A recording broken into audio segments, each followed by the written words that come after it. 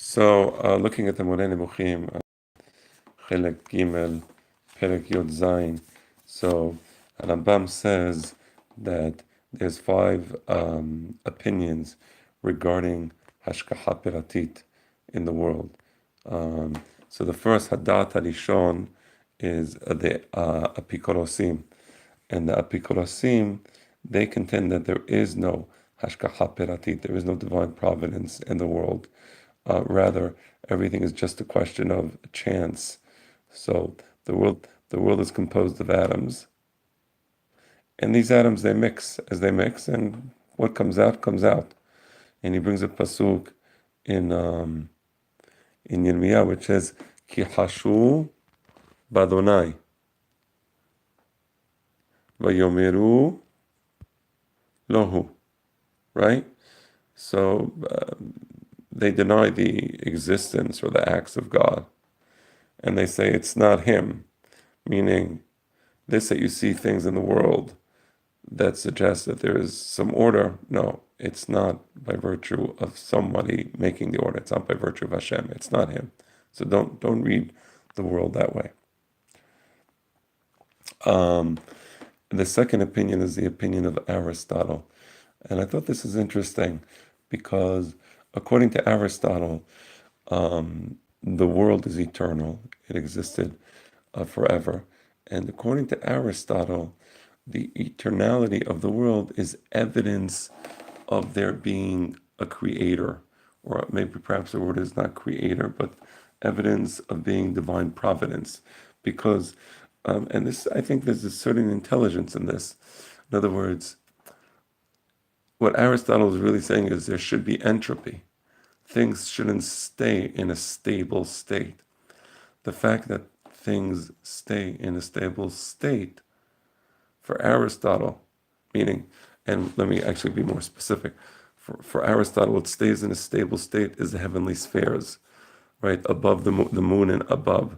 So all these things are in a stable state, eternally in their state, non-changing. So he says this can only be if there was somebody providing for them, if there was a divine providence.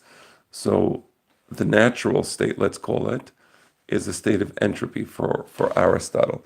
And the fact that we see this order in the heavenly spheres shows that there is a God. But if you go down to the earth, no, there is no God. Things just happen.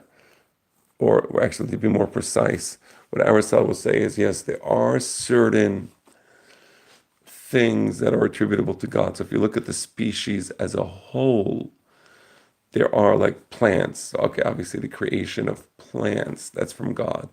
Then you have a higher life forms, animals, that's from God. Human beings, that's from God.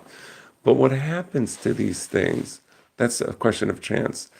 And he brings an interesting example. He says, so you can have a cat which happens to find a mouse and it eats the mouse, or a spider that eats a fly. All these things are just a question of chance. And then he brings, or a lion that is hungry and he eats a prophet. He meets a prophet and he eats him. Of course, he's talking here about Ido HaNavi. You remember when Ido HaNavi goes to Yerab'am ben Nevat, and Ido HaNavi was told by Hashem not to stay in the city but to leave, and he ends up staying in the city because a false prophet tells Ido HaNavi that Hashem spoke to him, and Hashem told him that Ido HaNavi should stay with him, and he ends up staying in the city and eating in the city. And then when he leaves the city, when Ido HaNavi leaves the city, he's attacked by a lion and he's killed. It was a hungry lion, but the only thing is, the lion doesn't touch, doesn't eat him. He kills him, and he stands by the body but doesn't eat him. And I think this perhaps is the answer to Aristotle. If everything was just a question of complete chance, right, then okay, we can understand why sometimes hungry lions kill and eat people. But why is it that sometimes hungry lions kill and don't eat people? That's the question that we would have against Aristotle. So Aristotle can explain part of the story. He can't explain the whole story. And that's a deficiency in the perspective of Aristotle when it comes to Hashgacha Pirati. Finally, the pasuk that Harambam brings to explain the Aristotelian position on Hashgacha Piratit is Azab Adonai et haaretz from Yehezkel.